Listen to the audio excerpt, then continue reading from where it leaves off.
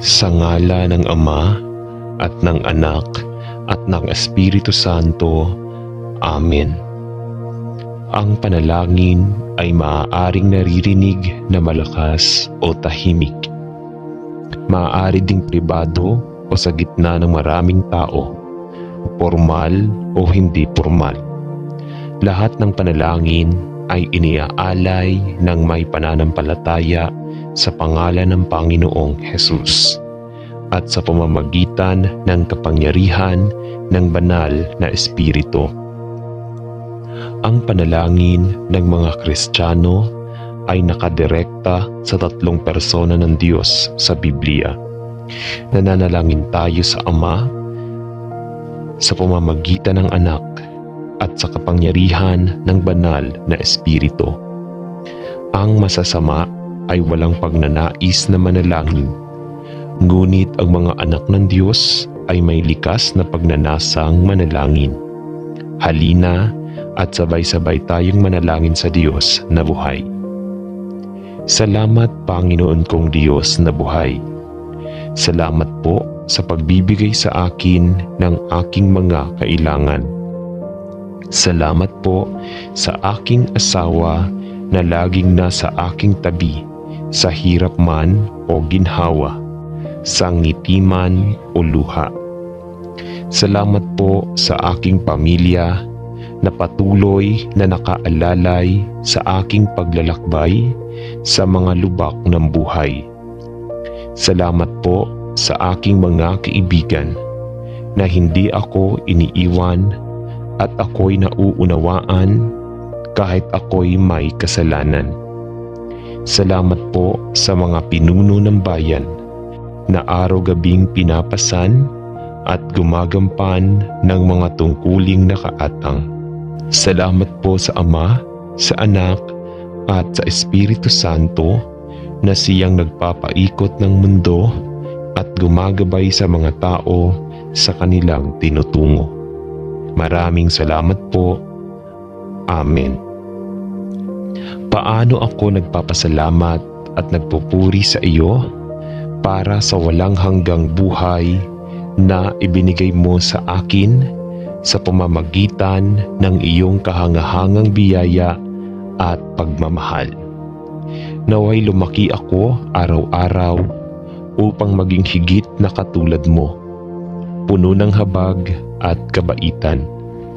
Ibabad ang aking puso sa iyong pag-ibig upang lalo kitang mahalin sa bawat pagdaan ng hininga, aking Jesus. Salamat sa iyong banal na Espiritu. Sino ang gumagawa sa akin upang maging higit na katulad mo, Panginoong Jesus? Gusto kong ipakita ang iyong biyaya at ang iyong kagandahan sa pag-iisip, salita at gawa. Hinihiling ko na maaari kong italaga ang aking oras at puso upang pagnilayan ang lahat ng ikaw at ang lahat ng iyong ginawa para sa akin, upang ikaw ay pinalaki ng higit pa at higit pa sa aking buhay, upang ang kagandahan ng aking Panginoong Hesus ay makita at maipakita sa akin. Sa pangalan ni Hesus. Amen. O Diyos, aking Ama, gusto kong maging isang mature na tao. Hindi ako sigurado kung ano ang maturity, ngunit alam ko kapag kumilos ako ng bata at dito nahihiya ako. Tulungan mo akong dalhin ang aking emosyon sa ilalim ng kontrol ng Espiritu. Tulungan mo akong suriin ang aking malakas na usapan, ang aking pagpupumilit na gawin ang aking paraan, ang aking mga takot, pagdududa at iba pang mga bagay na tumatayo bilang katibayan ng aking pagiging immaturity. Muli kong ipinangako ang aking sarili at muli sa iyo.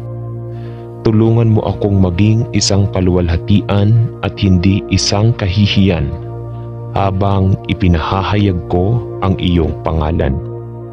Para sa kanyang kapakanan, nananalangin ako. Amen. Ama sa langit, tayo ay tinawag na sumunod kay Kristo. Magpahinga sa kanyang pag-ibig, manatiling konektado sa Panginoong Hesus, at umasa sa Kanya sa lahat ng bagay. Alam na siya lamang ang totoo at buhay na baging, upang ang ating buhay ay magbunga at luwalhatiin ang ating Ama sa langit. Ipinagdarasal ko na sa pamamagitan ng kapangyarihan ng iyong banal na Espiritu, maaari akong manatiling matatag na konektado kay Kristo at kusang loob na isumite ang isang perpektong pruning ng kutsilyo upang ang anumang bahagi sa akin na hindi kay Kristo ay maputol, upang ako ay mapalago sa biyaya at maging mature sa aking Kristiyanong paglalakad. Pag-ugat ng anumang masamang ugali, hangal na pag-iisip o maling motibo na maaaring magsimulang bumatikos sa aking isipan at maaaring makahadlang sa aking paglaki o makahawa sa aking espiritual na buhay. Tulungan mo akong manalangin ako na dalhin ang lahat ng pag-iisip na bihag kay Kristo, upang ako ay maging isang mabungang sanga at magbunga ng maraming bunga sa kaluwalhatian ng Diyos Ama. Sa pangalan ni Jesus. Amen. Ama sa langit, tinawag mo kaming lumago sa biyaya upang madagdagan ang aming pagkaunawa kay Jesus at upang bumuo ng isang malapit at matalik na relasyon sa iyo. Panginoon, ito ang nais kong gawin at ipinagdarasal ko na makilala kita ng higit pa at higit pa sa bawat araw. Salamat Ama para sa Biblia na isinulat upang tulungan akong maunawaan ang iyong salita ng katotohanan. At salamat sa nananahan na banal na Espiritu na nangako na gagabay sa akin sa paraang dapat kong lakaran. Ipinagdarasal ko na matuto akong lumakad sa Espiritu at katotohanan upang ako ay tumanda sa aking pananampalatayang Kristiyano habang nag-aaral ako ng Biblia at matutong mamuhay ng makadiyos kay Kristo Jesus. Sa pangalan ni Jesus ay nananalangin ako. Amen. O Diyos na aking Ama, ipinagdarasal ko na ako ay maging isang espiritual na mature na tao. Hindi ako sigurado kung ano ang espiritual na kapanahunan, ngunit alam ko kung kailan ako kumilos ng bata at dito ako nahihiya. Tulungan mo akong dalhin ang aking emosyon sa ilalim ng kontrol ng Espiritu. Salamat Ama na ginabayan mo ako sa aking buhay at pinagpala mo ako ng iba't ibang espiritual na tagapagturo sa daan. Salamat sa mga kalalakihan at kababaihan ginagamit mo sa buong buhay kong Kristiyano upang turuan at hikayatin ako at ibahagi ang kanilang makadiyos na karunungan, pati na rin ang kanilang malumanay na pagwawasto.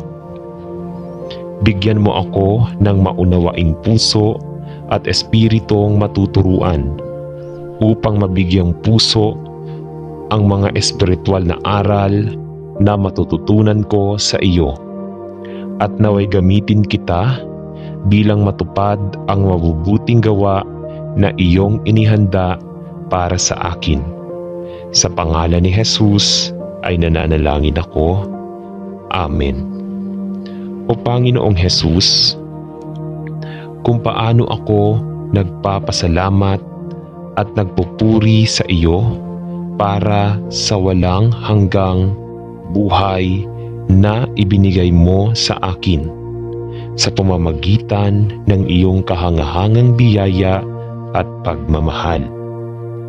Naway lumaki ako araw-araw upang maging higit na katulad mo, puno ng habag at kabaitan.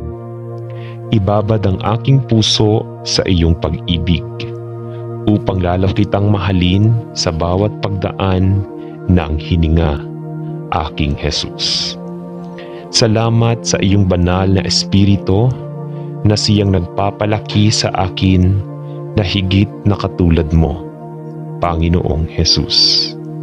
Gusto kong ipakita ang iyong biyaya at ang iyong kagandahan sa pag-iisip, salita at gawa. Hinihiling ko na maaari kong italaga ang aking oras at puso upang pagnilayan ang lahat ng ikaw at ang lahat ng iyong ginawa para sa akin, upang ikaw ay pinalaki ng higit pa at higit pa sa aking buhay. Ipinagdarasal ko na ang kagandahan ng aking Panginoong Hesus ay makita at maaninag sa akin. Sa pangalan ni Jesus. Amen.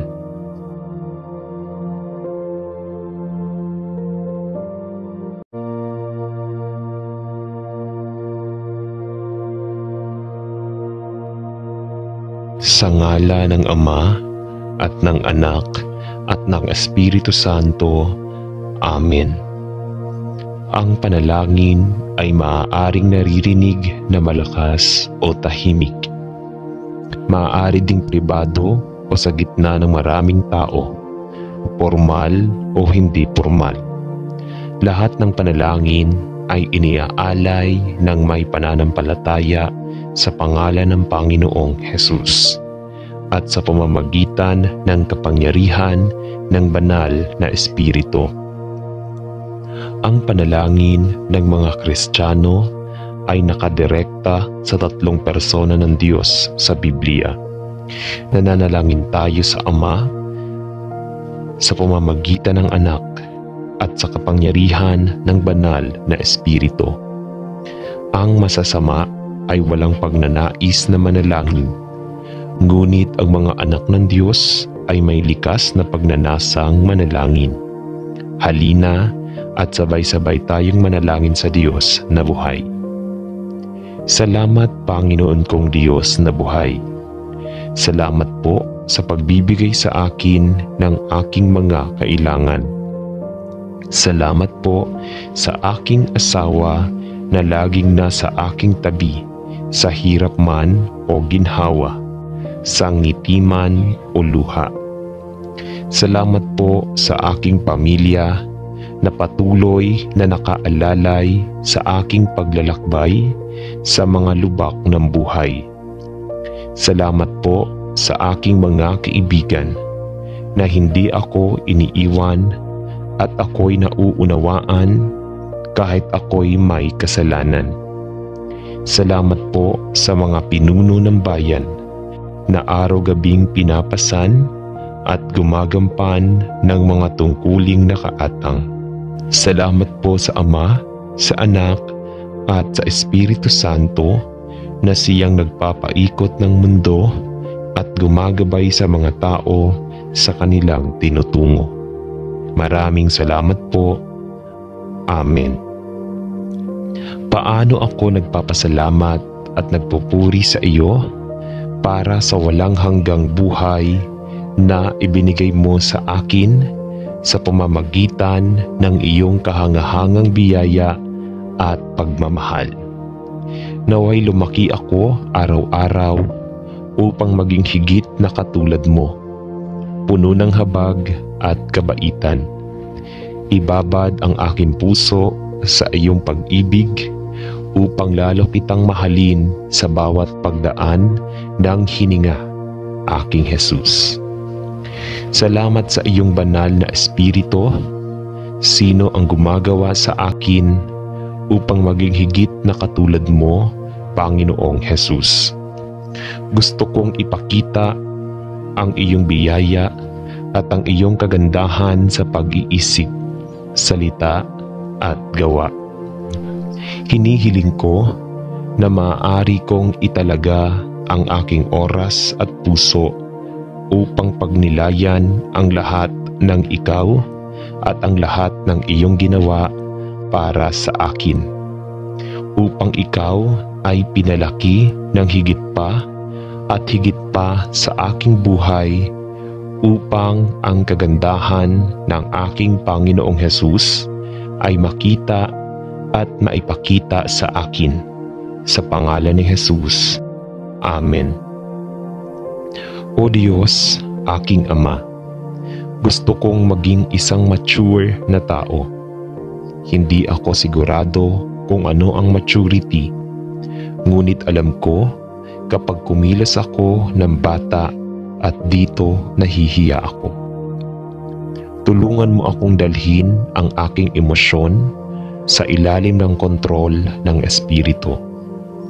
Tulungan mo akong suriin ang aking malakas na usapan, ang aking pagpupumilit na gawin ang aking paraan, ang aking mga takot, pagdududa at iba pang mga bagay na tumatayo bilang katibayan ng aking pagiging immaturity. Muli kong ipinangako ang aking sarili at muli sa iyo. Tulungan mo akong maging isang kaluwalhatian at hindi isang kahihiyan habang ipinahahayag ko ang iyong pangalan. Para sa kanyang kapakanan, nananalangin ako. Amen. Ama sa langit, tayo ay tinawag na sumunod kay Kristo. Magpahinga sa kanyang pag-ibig, manatiling konektado sa Panginoong Jesus, at umasa sa Kanya sa lahat ng bagay. Alam na siya lamang ang totoo at buhay na baging, upang ang ating buhay ay magbunga at luwalhatiin ang ating Ama sa langit. Ipinagdarasal ko na sa pamamagitan ng kapangyarihan ng iyong banal na Espiritu, maaari akong manatiling matatag na konektado kay Kristo at kusang loob na isumite ang isang perpektong pruning ng kutsilyo upang ang anumang bahagi sa akin na hindi kay Kristo ay maputol, upang ako ay mapalago sa biyaya at maging mature sa aking Kristiyanong paglalakad. Pag-ugat ng anumang masamang ugali, hangal na pag-iisip o maling motibo na maaaring magsimulang bumatikos sa aking isipan at maaaring makahadlang sa aking paglaki o makahawa sa aking espiritual na buhay. Tulungan mo akong manalangin ako na dalhin ang lahat ng pag-iisip na bihag kay Kristo, upang ako ay maging isang mabungang sanga at magbunga ng maraming bunga sa kaluwalhatian ng Diyos Ama. Sa pangalan ni Jesus. Amen. Ama sa langit, tinawag mo kaming lumago sa biyaya upang madagdagan ang aming pagkaunawa kay Jesus at upang bumuo ng isang malapit at matalik na relasyon sa iyo. Panginoon, ito ang nais kong gawin at ipinagdarasal ko na makilala kita ng higit pa at higit pa sa bawat araw. Salamat Ama para sa Biblia na isinulat upang tulungan akong maunawaan ang iyong salita ng katotohanan. At salamat sa nananahan na banal na Espiritu na nangako na gagabay sa akin sa paraang dapat kong lakaran. Ipinagdarasal ko na matuto akong lumakad sa Espiritu at katotohanan upang ako ay tumanda sa aking pananampalatayang Kristiyano habang nag-aaral ako ng Biblia at matutong mamuhay ng makadiyos kay Kristo Jesus. Sa pangalan ni Jesus ay nananalangin ako. Amen. O Diyos na aking Ama, ipinagdarasal ko na ako ay maging isang espiritual na mature na tao. Hindi ako sigurado kung ano ang espiritual na kapanahunan, ngunit alam ko kung kailan ako kumilos ng bata at dito ako nahihiya. Tulungan mo akong dalhin ang aking emosyon sa ilalim ng kontrol ng Espiritu. Salamat, Ama, na ginabayan mo ako sa aking buhay at pinagpala mo ako ng iba't ibang espiritual na tagapagturo sa daan. Salamat sa mga kalalakihan at kababaihan ginagamit mo sa buong buhay kong Kristiyano upang turuan at hikayatin ako at ibahagi ang kanilang makadiyos na karunungan, pati na rin ang kanilang malumanay na pagwawasto. Bigyan mo ako ng maunawaing puso at espiritong matuturuan upang mabigyang puso ang mga espiritual na aral na matututunan ko sa iyo, at naway gamitin kita bilang matupad ang mabubuting gawa na iyong inihanda para sa akin.